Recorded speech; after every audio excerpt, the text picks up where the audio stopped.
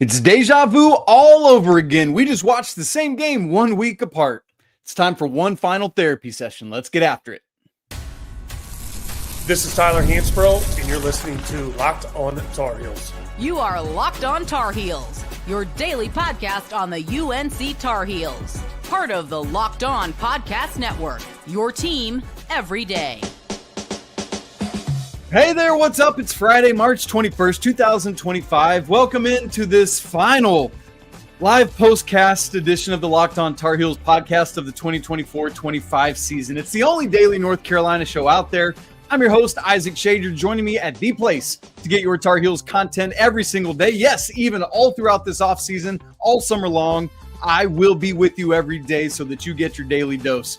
You're joining me at the place to get your Tar Heels content right after the game. Thanks for being here with us. Special shout out to the everydayers, all the members of the Locked On Tar Heels Discord, and all of our great insiders as well. This episode's brought to you by 5 Hour Energy. Head to 5hourenergy.com to find over 15 flavors to choose from. Need one now? Grab a 5 Hour Energy shot at your local grocery or convenience store. Stock up today and stay energized. Here we are again. It's a very familiar place that we found ourselves all season long. Oh boy. I mean, Carolina's down 8 million at the half, and I knew they were going to score 7,999,999 and get it all the way down to 1, and something was going to happen. I mean, you could have scripted it from the second Carolina was down 20-something at the half. Tar Heels lose 71-64 to Ole Miss. It is our final therapy session. The weight of this hits me as I prepare to say it. It's the end of the career for RJ Davis, as well as Jalen Withers and Tyjon Claude, who transferred in this year. Obviously, lots to unpack here. Big picture level, we're going to save so much of that for the coming days and weeks to put bows on the season, put bows on the careers of those fellas, and of course, we'll spend a ton of time on RJ Davis. Today, though, this will essentially be about this game. We can't help but look a little bit big picture, but for our live postcast, like we always do, we're going to focus in on the game. Here in a little bit, I'll put up the box score for those of you watching on YouTube in real time. And by the way, welcome in. So glad everyone's here. We'll talk about this game. We'll unpack it. We'll just say a lot of similar things we've said all season long. We'll get to your comments and questions and observations later on. We'll have a couple of ad breaks, and then we'll get out of here for this. Thank you for joining me, though, because misery loves company, and it's good to be together. By the way, stay with us. I said it all season long, all off season long. Transfer portal opens on Monday, so you know that's going to be crazy, and who knows what this roster is going to look like over the coming days and weeks and months as Carolina now has a GM. So that's where we're headed. Thanks for being here. Let's dive in. The game we just witnessed is a game we have seen all season long. Kansas, Michigan State, they got over the top and won it against Dayton, things like that. But literally a week ago today, I mean, how nearly identical twins is this game and the Duke game from the ACC semis last week? I mean, I know the halftime score was slightly different. What was it? Down 24 to Duke? All the way back in that game, ferocious, furious, crazy comeback in that game as Carolina finally figures out their defense, finally starts hitting. It's predicated on the defense. It's predicated on Seth Trimble getting out in transition and hitting like 8 million and ones. And it felt like the exact same script. In that one, obviously, Carolina got it down to where they had down 1 and had free throws to go up 1 with like 4 seconds left. They were never quite in that situation today, but they got it down from 22 early second half all the way to as little as 2 points with about a minute to go on RJ Davis's crazy and 1 finish where he falls down. And I couldn't really tell if he hurt his butt bone or what it was, his hip, but that was a hard fall that RJ took, completes the 3-point play to get it down unbelievably and yet believably because of the season that it's been, down to 2. And then right after that, Sean Padula's 3 was the dagger with 52 seconds left. And of course, that is Ole Miss's only 3-point make of the entire second half. And then Carolina just can't. In fact, I think RJ Davis's free throw there to complete that 3-point play was the last points of Carolina's not only game, but then season. Similar to the Duke game, it would be easy for us in this moment right now to blame missed opportunities in the second half, because while Carolina had a run, there were missed opportunities. There was the possession where they had like 3 shots right at the rim and couldn't get one to fall. There was a wide open 3, things of that nature. But the problem, just like that Duke game, is not anything that happened in the second half, just like last Friday. Yes, the thing that we're going to remember is the Jalen Withers free throw violation or Ven-Allen Lubin's missed free throw right before that. But the issue in that game was the first half and Carolina's lack of intensity defensively, Carolina's turnovers. This is 3 straight games, including today, that Carolina has struggled out the start. We forget about a lot of that in the San Diego State game because of what Carolina did after that. But remember, they had 6 turnovers in the first 5 minutes of that game last Tuesday in the play-in.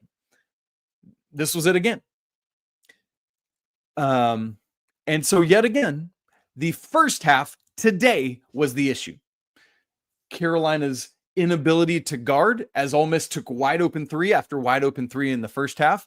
Carolina's inability to hold on to the ball or to make shots, all of that. That's what played into it. So sure, we might be able to point to a few minute things in the second half, but the fact that they even had a prayer at the end is all because they made a furious run. But they wouldn't have needed a furious run if we had seen that level of energy, effort, and intensity in the first 20 minutes of the game, and really the first 20, probably 3, 4, or 5 minutes of the game, because the second half started miserably as well. Let's remember, coming out of halftime, Carolina got a miss from Ole Miss. Ole Miss gets a putback, and then there was the Elliot Cadeau inbound pass on the blob play where he basically just threw it to Sean Padula running the other way. It was like, what are we doing? All right, there's no comeback today, but there was.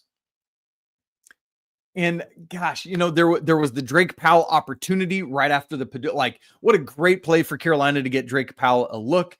I'm still battling in my head of, I think I really would have probably rather RJ had that look, but he was 1 of 8 for the day from deep, and Drake had hit a couple. And so I can understand why, despite the fact that it turned into the very last game of Carolina's all-time leader in made 3-pointers, having his last game ever. I was really hopeful. I think just as I started, I haven't read it yet.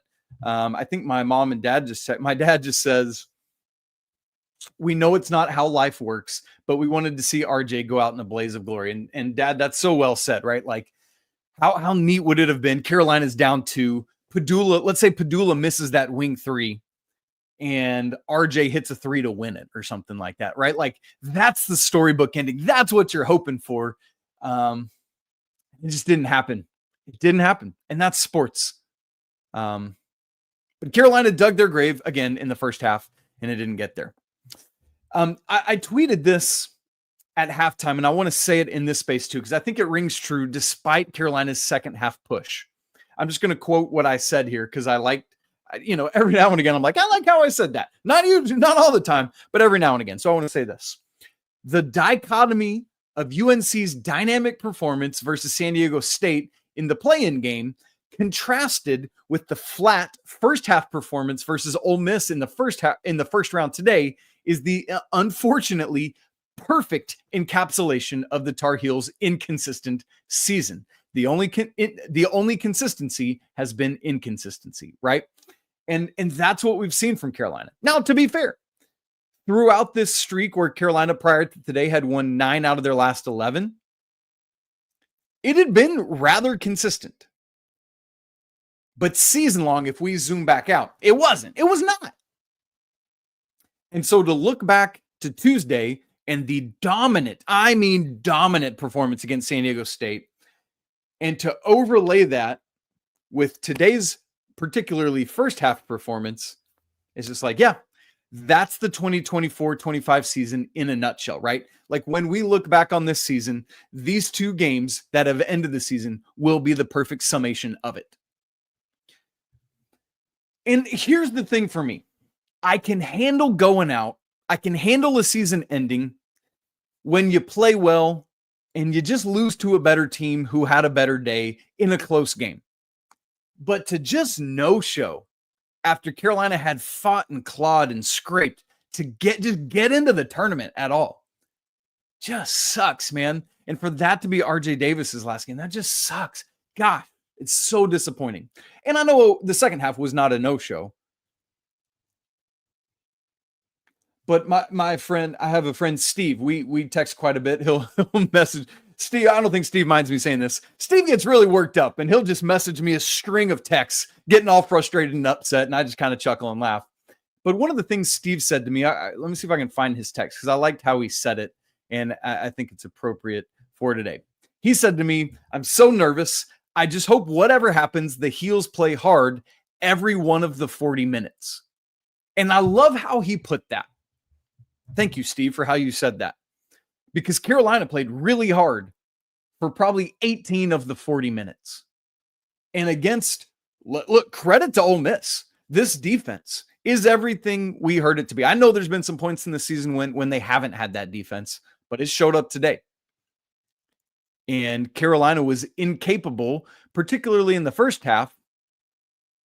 I don't know, but actually, I shouldn't say incapable. They're clearly capable. They were unwilling of doing what they needed to do offensively to find the right shots.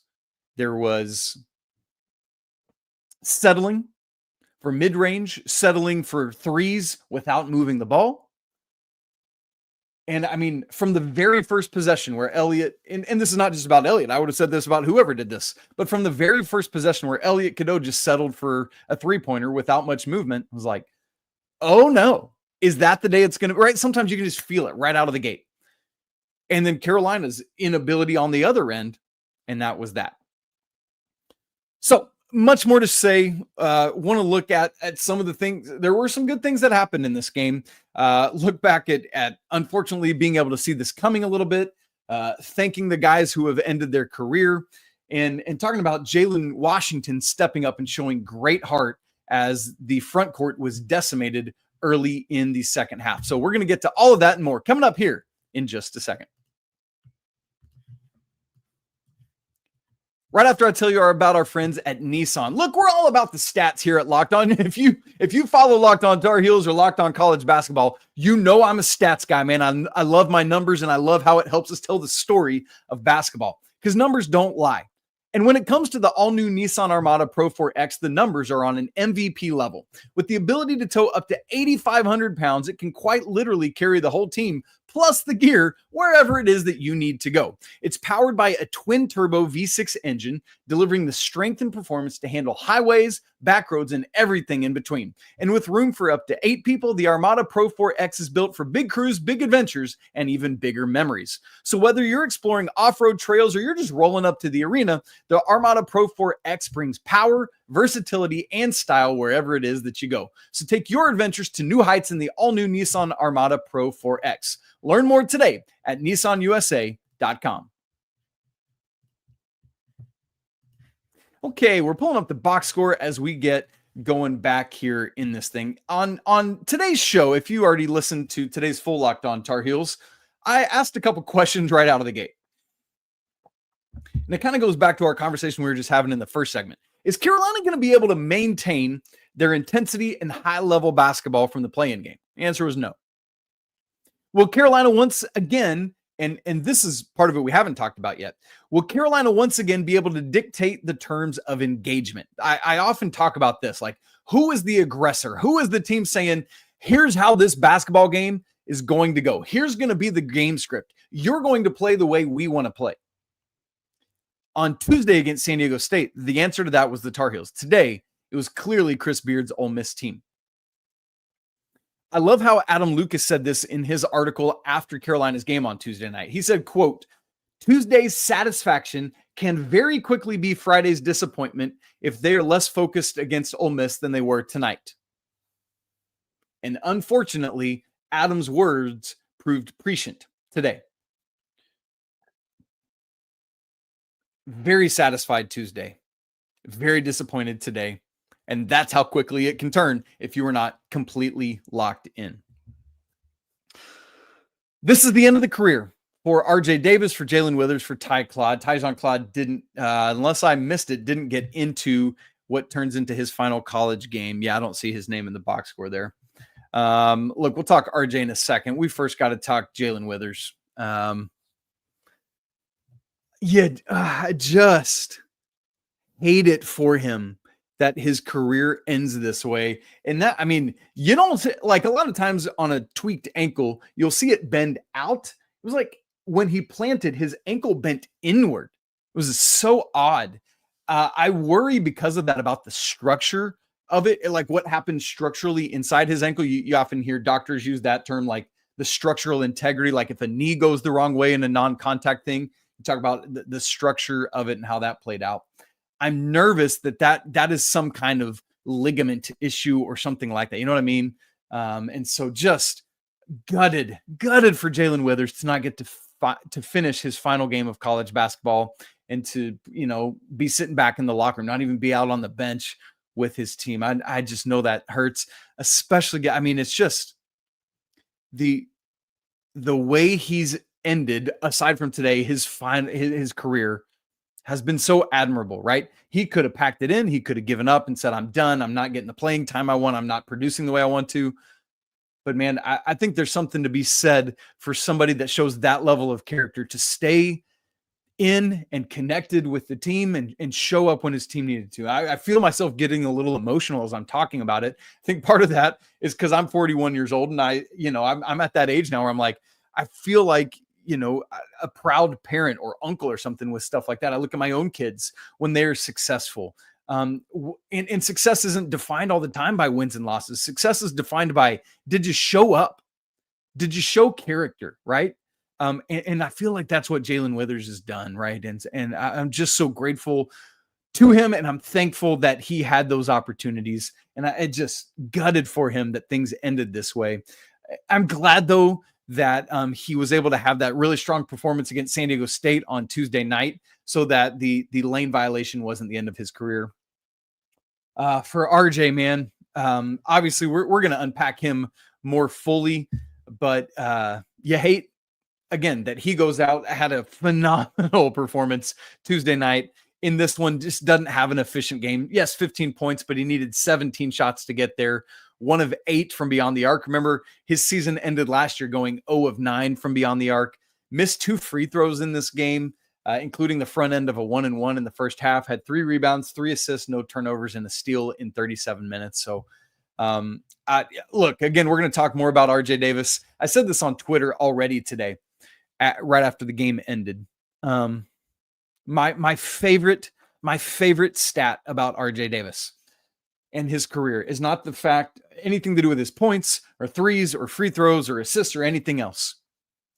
It's this: in his 5 years playing basketball in Chapel Hill, North Carolina has had 175 total games in that span, and that man has not missed one of them, regardless of bumps or bruises or thumb injuries or anything else. RJ Davis has suited up for every potential game that Carolina has played in this stretch, right? Like, and you might be like, wait, he missed a game. No, remember, it was the Memphis exhibition game at the beginning of the season. The game doesn't count. Every game that's counted in his North Carolina career, RJ Davis has played. And this is a guy, you think about his stature. He's 6 foot nothing, 100 and whatever pounds. His body takes a beating all the time, especially as someone that gets in amongst the trees to I mean, that last layup and one, perfect encapsulation of who he is in his career. Somewhere Roy Williams is saying tough little nut right now, thank you, RJ Davis. And getting back to the front court, right? We honestly, Ven-Allen Lubin, as he's been so often down the stretch of this season, in many ways, in addition to the 3 things I think, and we'll unpack this more in the coming days, but I think the 3 things that have been the biggest catalysts in Carolina playing better down the stretch are the lineup change to get the bigger lineup in, Carolina's 3-point shooting, which today was not good, and Ven-Allen Lubin's ascension. Carolina, basically won 9 of their final 12 games. And in the final 11 of those games, Ven-Allen Lubin scored in double figures. I mean, Today in this game, it's tough because he was the most impactful player for Carolina, but he was saddled with foul trouble. He was 6 of 7 from the field with 14 points. And it was just really unfortunate timing because right after Jalen Withers had his injury, a possession or two later, Ven-Allen Lubin picks up his 4th foul.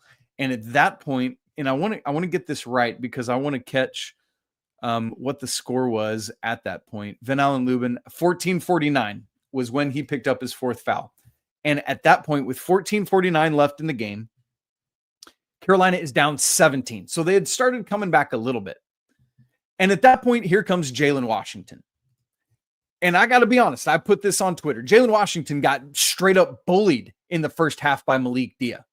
Malik Dia, not in a fouling way, but just because he's bigger and stronger, just abused Jalen Washington, pushed him down underneath the basket, like just with his girth, not like shove offensive foul, just he's bigger.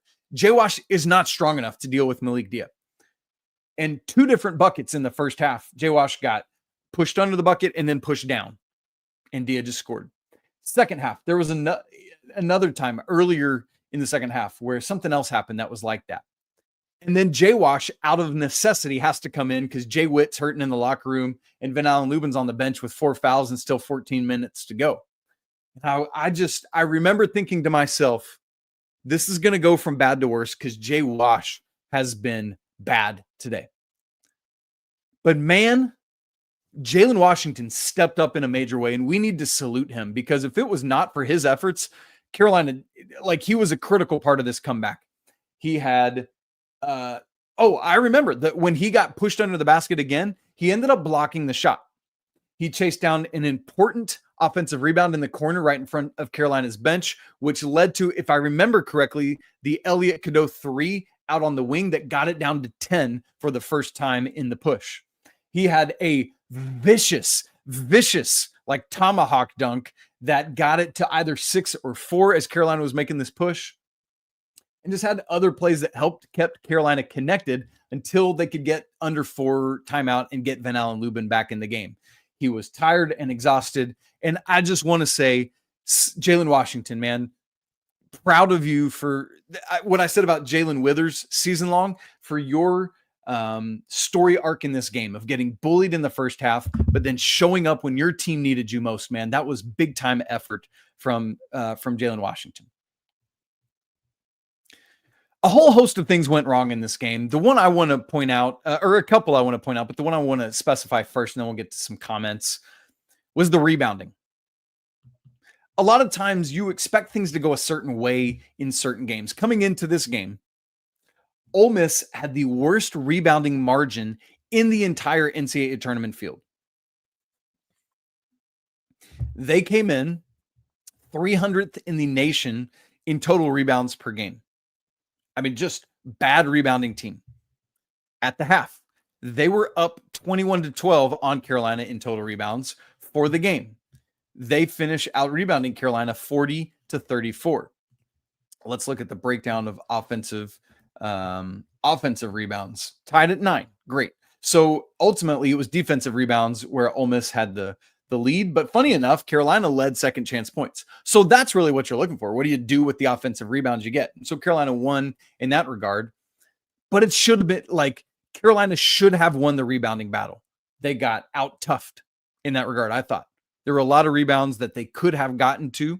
And some of it, sometimes just the ball bounces weird. I get that. But there were rebounds that Carolina should have had that they didn't. That was an issue. The other thing, and we've seen this go back and forth in the last 3 games.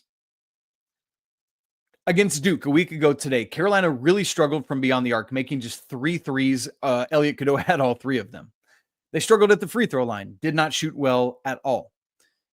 Against San Diego State, phenomenal in all those regards. Remember that stat? Like they were the first team in NCAA tournament history to have 95 points and whatever all those other metrics were in terms of field goal percentage, 3-point percentage, and free throw percentage.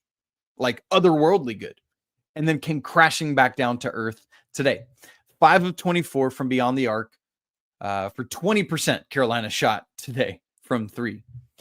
Drake Powell was 2 of 4, RJ 1 of 8, Elliot 1 of 4, and who made the other one? Jalen Withers. Oh, yes, had that corner 3 in the first half. He was 1 of 2. Cade missed his 1 attempt. Seth missed all 3 he took, and Ian missed 2. Ian, just 1 point in this game. Man. Carolina from the field, 38%. And they were also bad from the free throw line, where they were just 11 of 16, 68.8%. And if I'm remembering correctly, the vast majority of those, all 5 of those misses were in the first half, where Carolina went 5 of 10, including missing the front half of 2 different 1-and-1s. Again, perfect from the free throw line in the second half. Again, the issues in this game were not misses in the second half. The issue in this game was the first half and Carolina's inability to do what they need to do. So we've seen a back and forth on frees and threes in each of the last 3. Bad last Friday against Duke, phenomenal Tuesday against San Diego State, and a bad performance again today. So there are I think the quantifiable term is butt ton of comments and questions. I want to make sure to get to those. As always, things that we don't get to in the show, I'm going to read through those and we'll have those to talk about on Monday's show as we continue to unpack this game and put a bow on this season. So we're going to get to all of that and more coming up in just a second. Right after I tell you about our friends at 5 Hour Energy. Daylight savings snuck up on me again. It's always sneaking up on me, man. And if you're feeling that lost hour of sleep like I am, 5 Hour Energy, man, they got your back. The extra sunshine means more time for fun, but sometimes you do need a little boost to power through it all. So whether you're staying up late watching the NCAA tournament, squeezing in a round of golf after work, or just trying to keep up with your busy day, 5 Hour Energy gives you that quick, refreshing pick-me-up whenever you need it. Y'all, I've been staying up late covering the NCAA tournament, and I tell you what, 5 Hour Energy, that's the jolt I need to help keep me going the next day. So whether I'm at a game or traveling like I'll be doing here in just a couple days, 5 Hour Energy, easy to grab, and it can keep you feeling refreshed. So head to 5hourenergy.com to find over 15 flavors to choose from, including watermelon, blue raspberry, and peach mango. You can even build your own 12-pack or 24-pack delivered right to your door. But if you need one now, head on over to your local grocery store or convenience store. Get your 5 Hour Energy shot there. They're everywhere. Stock up today and stay energized. The NCAA tournament is here, and so is the bracket breakdown. Locked On Podcast Network and Amazon Fire TV channels are teaming up to deliver NCAA tournament coverage like never before. Watch studio shows featuring former players and Locked On's local experts as they guide you through every upset, buzzer beater, and bracket matchup. Stream it all for free on Amazon Fire TV channel. Search Bracket Breakdown to see it all for free. It's your team every day. All right, gang, there are all sorts of comments over here in the chat. As I've said, I just want to address this off the top. We're not going to talk transfer portal or roster construction or any of that right here today. I want to try to keep this limited to today's game. So thank you for all your portal questions. Thank you for all your roster construction, stay or go things. I promise you we're going to get to all of that coming up next week. So I'm going to get your comments and we will look at those, but I'm going to be specifically looking for game stuff. Drew, 1986. What's up, Drew? Drew's always in here with us. And Drew says this. Back-to-back comments. We're going to grab both of them, but I echo the sentiments Drew says here. Drew says, we were able to watch 2 extra games that we may or may not have deserved. I'll take it. We got to see another great comeback, and while it fell short, I'll take it. I'm with you, Drew. Like, as I said, the issue is not the second half of this game. It's the first half. It's a perfect encapsulation of the season. But yeah, as Drew says, we may or may not have deserved to get in this field. That's debatable. But they got in. The Tar Heels did. And boy, did they show themselves well on Tuesday. But they proved all the doubters right today in the first half, unfortunately. But again, for being, I have to balance this thing of like, I don't just cover the Tar Heels. I am a North Carolina Tar Heels fan, and I have been for life. So it's a weird balance for me of my coverage of the Tar Heels as a sports media personality, where I have to lean in. I want to lean into the emotion of it. And it's cool because Locked On encourages us to do that. Like my bosses say, lean into the emotion of it. So I'm really grateful for that because it allows me to be both fan and objective journalist at the same time. And so as a fan, I'm so grateful that we got 2 more games of RJ Davis. You know what I mean? Like it could have been over. We don't know. And maybe Coach Davis will say at some point if Carolina would have accepted an NIT invite or if they would have been invited. We don't know. But yeah, as a fan, really grateful for that. And then Drew follows it up by saying, I can be both disappointed and appreciative at the same time. Go Heels.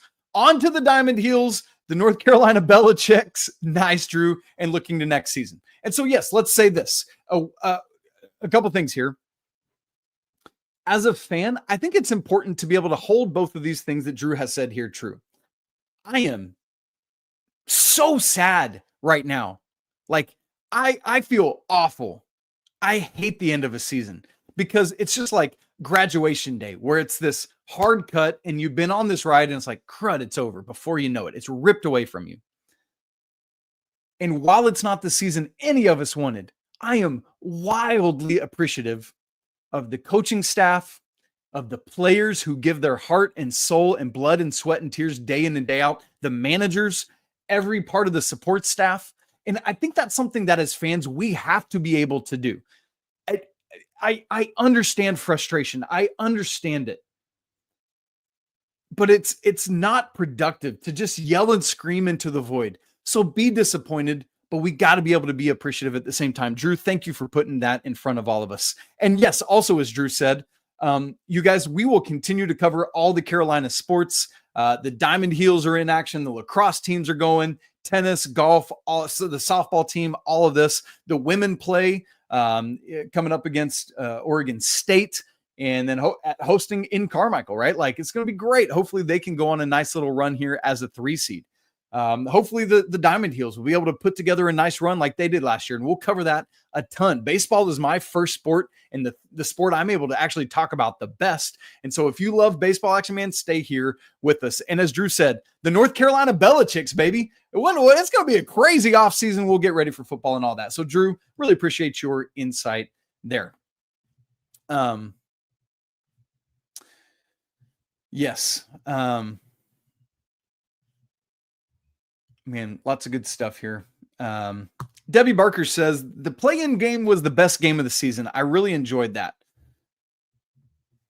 I'm curious. Yeah, I'm interested to start going back and thinking through and processing through what was Carolina's best game of the season, like most complete, I guess I would say, and what was their worst, least complete game of the season. When it comes to best or most complete, the San Diego State game certainly has to be in that conversation. And so I'm glad that we have that as one of our last 2 memories of this team.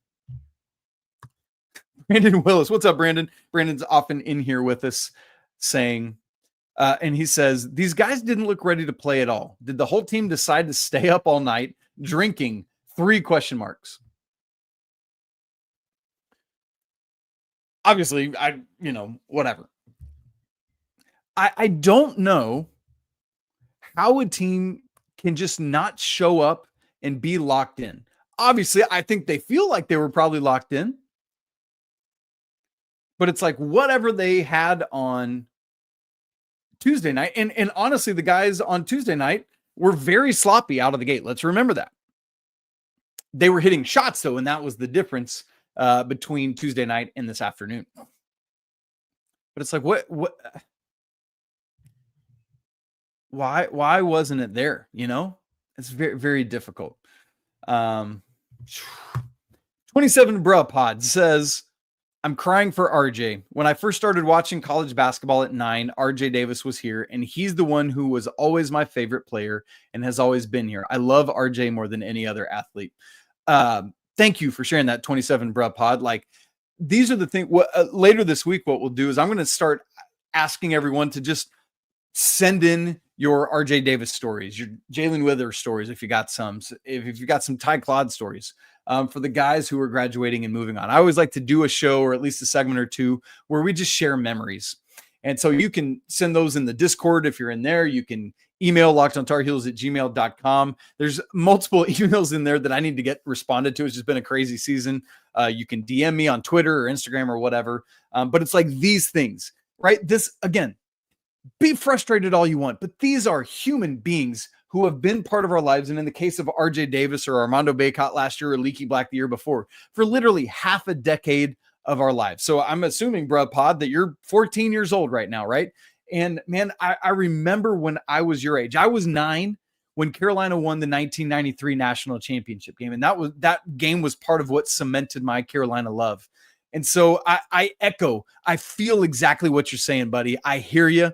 And I hope that is something that you will never lose. That when you're 41, like I am now, you will remember moments like this when you look back on the 9-year-old version of yourself and be grateful for players like RJ Davis. So, buddy, hold on to that and keep it going. Absolutely good stuff. Let's keep looking through here. Let's take a couple more and then we'll get out of here and get on with supper. Just again, a lot of stuff just about season wrap up. And again, we'll get to all of that. This is a great point here from Zero Step Traveler. Oh, what does that even mean? You like to travel, but you fly in or riding bikes or something. You refuse to walk. I got to know the story behind your name. But it says here, I hope RJ is okay after that ugly fall.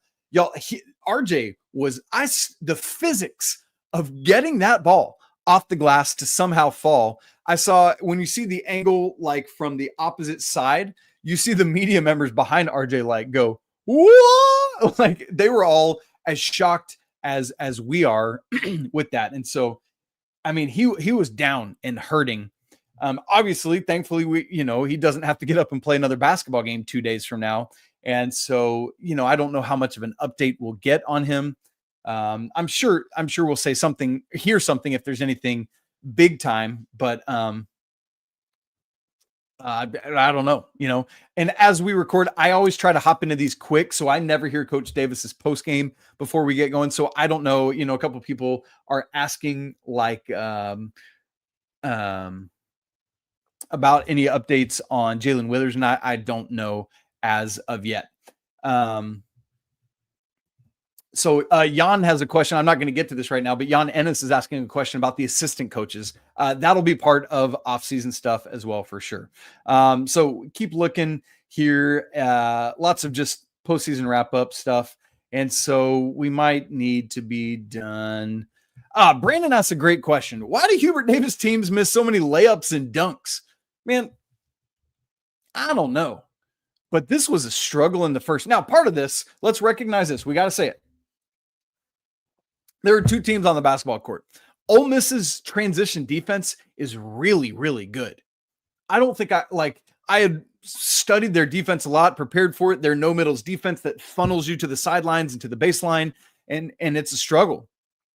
I was not prepared for how strong their transition defense is. That said, Carolina really, really struggled with finishing in transition. Ian missed one. He had another one where he tried to have a step through where you bring the ball over the top and just lost it out of his hands. RJ had a couple misses right at the rim. I think somebody else had one early. Let me look at Carolina's numbers. Ooh, no, that's Ole Miss's numbers. Carolina, oh my gosh, under 50% on layups, you guys. 11 of 24 on layups. Dunks were perfect. Carolina was 3 of 3 on dunks, but 11 of 24 on layups. That ain't good. That's not going to, as we say, cut the mustard, unfortunately, there. So, yeah, man, that is tough stuff. Well, guys, that puts a bow on our live reaction pods for this season.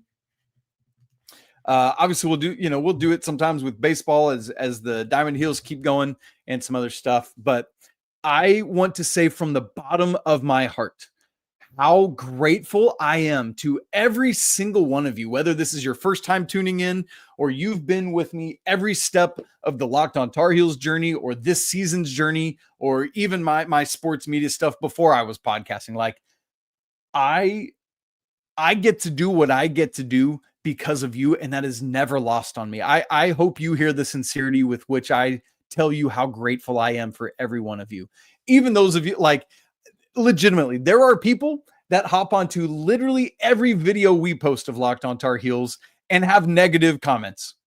And I'm grateful for every one of you too, because that helps keep me accountable to make sure I'm not just saying crap, right? Like that I'm legitimately giving what I think is objective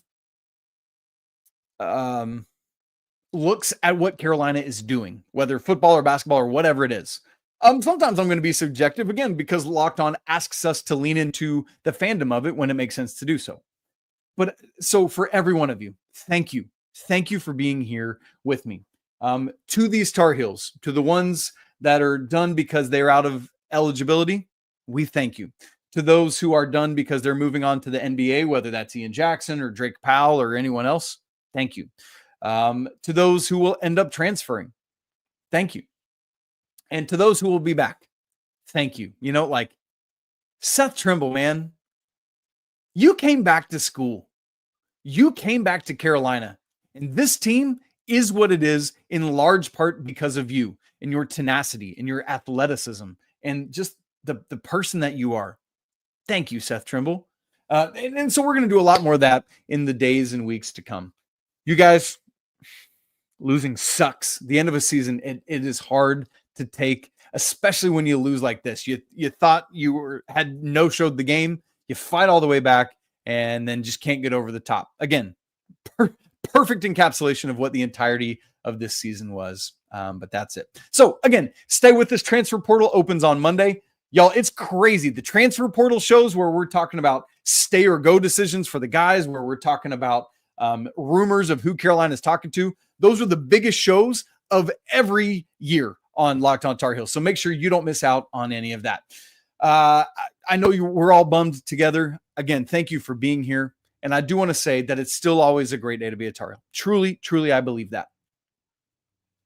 If you've not subscribed to Locked On Tar Heels on both video and audio, make sure you do that so you don't miss a second of Locked On Tar Heels throughout the offseason. I love staying connected with each one of you. Please reach out to me. Would love to continue to chat with you. One of the great ways to do that is join the Locked On Tar Heels Discord, where we're talking all the time, every day. That link is in the show notes. If you want to be even more directly connected with me, the way to do that is to join the Locked On Tar Heels Insider Program, where you get to text me one-on-one. You get access to all of my stats and charts and data. And as we now get into portal season, I'm dumping all of my rumors that I hear into there. That's where those will all go first. So that link is in the show notes as well. This is it. This is the last one. We're wrapping it up. It's always a great day to be a Tar Heel. We will talk again on Monday. I promise you that. But until then, thank you for being with me. Peace.